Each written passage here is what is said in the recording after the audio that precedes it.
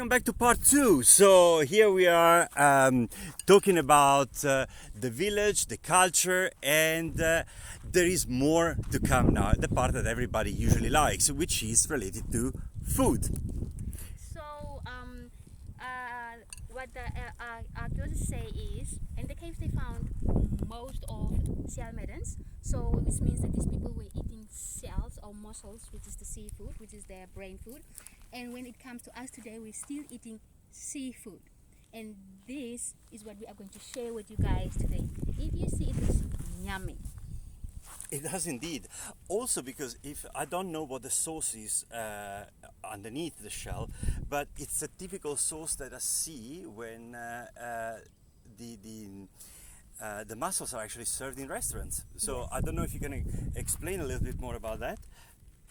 I'm not really sure about the ingredient. I don't know, but all I can see is it looks like there is mayo in it, and then I can see there are some seaweed in it. So It's a yeah. modernized version Yes, modernized of it. Yeah. version of it. So what they actually used to do that time is they go and collect the mussels, and they will come back and they will just throw them in the fire or the fire coal, and they will just heat it up. They will take it open and they will just eat it like that without putting any seaweed or any mayo or any sauce on it. Isn't this incredible? I mean, this is the first time that I hear of ancient populations eating shells in Africa. I've never actually heard it before. Yeah, so this eating seafood knowledge has passed on to us from these early humans, and then from them, the sand people that lived and hunted this area, which is the Khwa people. You'll find they've eaten seafood. From them I know that people eat seafood, but from the sand people that come from Namibia or Botswana, you'll find that they definitely eat fish. They eat meat, and then they eat vegetables and their fruits, which is their berries. Wonderful. Thank you very much for that. So the berries were probably the dessert, no? Yeah. Perfect. It's a very hot day. We're probably on 38 degrees at the moment, and it's just lovely. You've got the ocean just on the other side. Fantastic. What more do we want? So if you look at the shelters or the houses, you will find that this is how the sand people used to build their hut. Where you'll find that the Khwa people, they just take a reed mat or a grass mat, and then they'll just build a structure, and then they will just throw over their reed mat or their grass mat there. So that's how they build it. For us, because that we are not totally nomadic, we don't totally move around, we build our shelters like this. We only move out of a village when bad things keep on happening, like somebody keeps on dying, and that's the time that we believe that this place is full of bad luck. That's when we want to move. But for the Khwa people, because they are farmers and herders, they have to move with their cattle, and then so that the cattle can find a great or a good grazing place, a good grazing field. That's why they have to build their houses with this grass or reed mat, so that they can easily fold them and then put it on their cattle, and they'll have to move. I would like you to notice the seats around the restaurant and around the fire. Very carefully positioned. So this is done for the guest, but for the sand people, they didn't have seats where they can sit. They just sit on the ground. So we did it in a modern way where people can come and sit comfortable and listen to the stories or listen to what the guides is explaining about the huts or explaining about the fire. Thank you. So, what do we have in store now? So now we'll have to go. Now that we have eaten, we have to go and drink water. I'm actually very hungry, so I actually haven't eaten anything. Obviously, the mussels have been under the sun for too long, so for whoever doesn't know mussels, they're super dangerous. They're very, very dangerous. They can make you very, very sick. And I don't think there is any herb in this garden that can actually cure the sickness that mussels can give you. So what I actually did was have to go and drink because the water ponds or water holes was not always nearby with these things. So where the animals drink water. So the water holes are close where they're living or they're staying.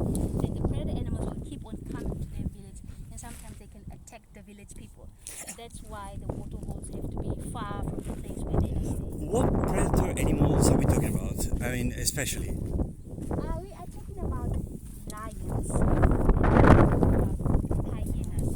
So hyenas, you will find hyenas love coming to the villages. Sometimes when people are sleeping, to the smell of maybe the old skin that's hanging around there. So they will keep on coming back. For hyenas, people are not really scared of the hyenas because they are used to hyenas. So the village side when it's quiet and people are sleeping with the fires out. Take down the fire because there has to be a little smoke to keep away lions because lions doesn't like the smoke. So yeah, I'm talking about lions and hyenas. But also they believe that the water hole is where they get connected with the animals because they use sometimes the same water hole which the animals are using. Well, there is also, if I'm not wrong, a marriage between the animals and the humans around the water holes. If I'm not wrong, Yeah. I don't know if you'd like to say something. And I think mostly it was the eland, no? Inland, where the sand people believe that the inland is spiritual energy. So that's where they come connected with the inland, and then when they're doing their trance dance, they see themselves changing into an inland to travel to the ancestral world because the inland is a spiritual world. So they call themselves the people of the inland. So connectivity starts from the water pond, and then when they get in spiritual, that's when they change or see themselves or experience themselves as the inland themselves to travel to the spiritual world. Beautiful traditions, beautiful stories, beautiful legends, and we could actually spend so much time listening to these very fascinating stories that are taking us back to the before history. Because the stories that we are discussing now, they're even before the civilized Europe, so way before. So in the south of Africa, in the tip of South of Africa, which is the oldest part of the world actually, there's so many civilizations, so many natural stories, plants, botanic. There is an answer to absolutely everything. So, And believe me, that stone is quite heavy, eh? so On the as stick. we are going to finish off and go and have something to eat, water was a very important and still a very important part of our lives. So water was not always in the landscape. So if they used to drink water in this water pond and this water pond dries out, there used to be a plan B always. So I'm going to show you guys what was always the plan B if the water dries up. So let's go and see the plan B. So what they always do is when they come to a water hole or water pond, they take ostrich egg and fill it with water, and they'll have to bury it under a tree. So that shade is going to make it cool. So this is their plan B.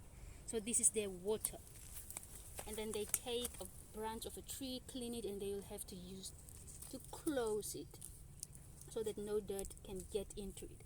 So this is their plan B, this is their water container, and it's an ostrich eggs here. And that's buried under the ground. Yes.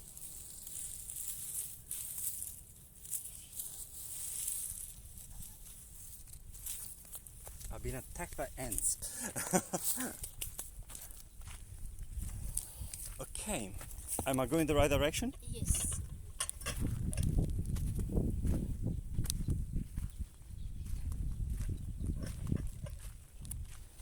Well, we have a little poster here or sign that speaks about the importance of water, and you will see it in 1 second. If you can, hang on, yeah, hang on, ow. In a moment, I will show you. properly. Oopala. Here we go.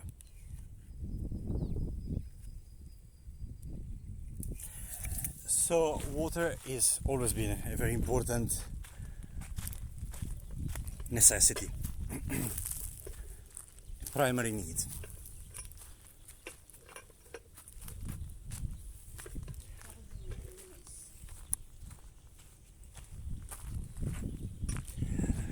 So let's go and see what there is and what we're gonna get served. Yeah. Probably starving. Because the best part is coming now, food. In the meantime, I'll give you the last panoramic of Khwa.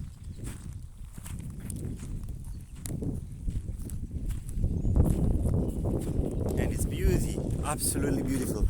So if you come to South Africa, we haven't spoken about the food yet and we haven't gone there yet, but if you come to South Africa, this is a place that you cannot miss. There is so much knowledge and such a strong link with us humans and the past. It's thrilling to absorb it all and experience it in person. So whenever the pandemic will allow us, please come back or please come to South Africa, because there is so much and there is so much variety of things that we can do and see and talk about. It's a never ending surprise. This country, who knew that we were talking about this today? Yeah. So this is the last part, and to make people understand of how human became human. So 77,000 years ago, people started moving out of Africa. Some people moved out of the Horn of Africa, some people moved in the directions where they chose. So then this other group made a step back, and they are the San. They are the ones that we found here today in Southern Africa, and they are my ancestors, the San people. What a honor, huh? What a honor. Yeah. So let's go.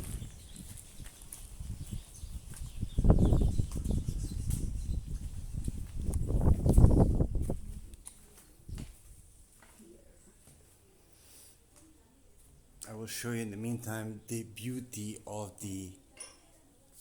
this building inside, which is obviously not from the Khoisans, but here we go. We can see some scenes of hunting right over here. And it also says people of the Eland. And it says people of the Eland, quite correctly.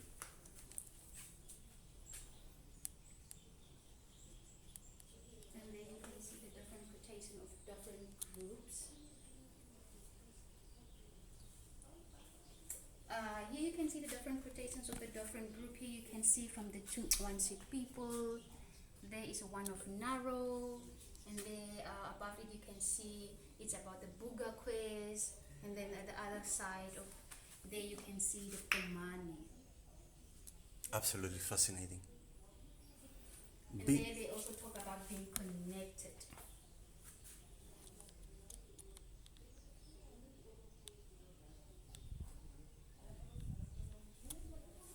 Wonderful.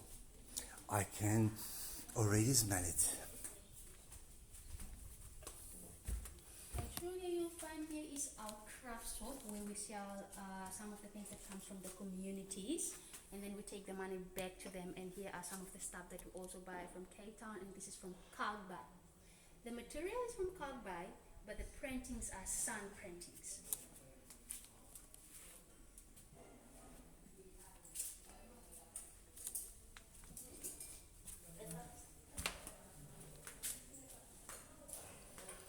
And here we are. And then here we are in our restaurant, and this lady over here is Marlene, and she's going to serve us, and she's the best waitress that I know. And she's also a San person from a Khwa community who speaks a different San language. Wonderful. Is it possible to spy some of the food already? Yes? Okay, let's. We're gonna be naughty, so let's go and spy some of the food already. So The smell is incredible. To our kitchen. The smell is just incredible. This Look is at the where we size. find our delicious food. Ooh, look at the size of this fireplace. it's enormous. So here you can see our staff are busy cooking. So you'll find we release our chef, and then you'll find most of the sand people here, and then there is my uncle's wife. She can speak the sand language fluently, but she is from a Xhosa group. I see.